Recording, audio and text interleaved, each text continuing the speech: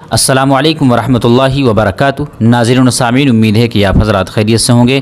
مرحومین کے نام قربانی کی جا سکتی ہے یا نہیں، یعنی میت کے نام ہم قربانی کر سکتے ہیں یا نہیں۔ مثال کے طور پر کسی کے والد کا انتقال ہو گیا یا والدہ کا انتقال ہو گیا ہے، تو کیا بیٹا اپنے والد یا والدہ کی طرف سے قربانی کر سکتا ہے یا نہیں کر سکتا ہے، اور اگر کر سکتا ہے تو کیا طریقہ ہے اس کا؟ یہ سوال بہت زیادہ پوچھا جاتا ہے، تو آپ حضرات کو اس ویڈیو میں یہی بتایا جائے گا کہ اگر کوئی شخص میت کی طرف سے قربانی کرنا چاہے تو کس طریقے سے قربانی کرے۔ آپ حضرات کے سامنے جامعہ اسلامیہ علامہ محمد یوسف بنوری ٹاؤن کا فتویٰ پیش کیا جا رہا ہے، آپ حضرات اس کو سماعت فرمائیں۔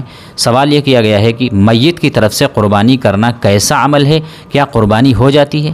جواب: میت کی طرف سے قربانی کرنا جائز ہے اور اس کا ثواب میت کو پہنچتا ہے۔ روایت میں آتا ہے کہ حضرت علی رضی اللہ تعالیٰ عنہ ایک دمبا اپنی طرف سے قربانی کرتے تھے اور ایک دمبا نبی کریم صلی اللہ علیہ وسلم کی طرف سے قربانی کرتے تھے۔ میت کی طرف سے قربانی کرنے کی دو صورتیں ہیں۔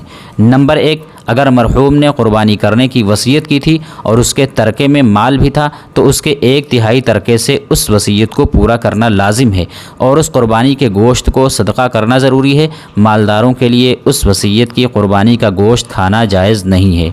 نمبر دو، اگر میت نے قربانی کرنے کی وصیت نہیں کی بلکہ کوئی عاقل بالغ شخص اپنی خوشی سے میت کے لیے قربانی کرتا ہے تو یہ قربانی حقیقت میں قربانی کرنے والے کی طرف سے ہوگی اور اس کا ثواب میت کو پہنچے گا، اور اس قربانی کا گوشت مالدار اور فقیر سب کھا سکتے ہیں۔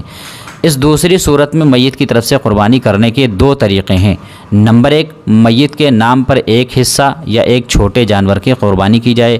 نمبر دو، قربانی کرنے والے اپنی واجب قربانی کے علاوہ ایک اور حصہ قربانی کریں اور اس کا ثواب میت کو پہنچا دے۔ دونوں صورتیں صحیح ہیں۔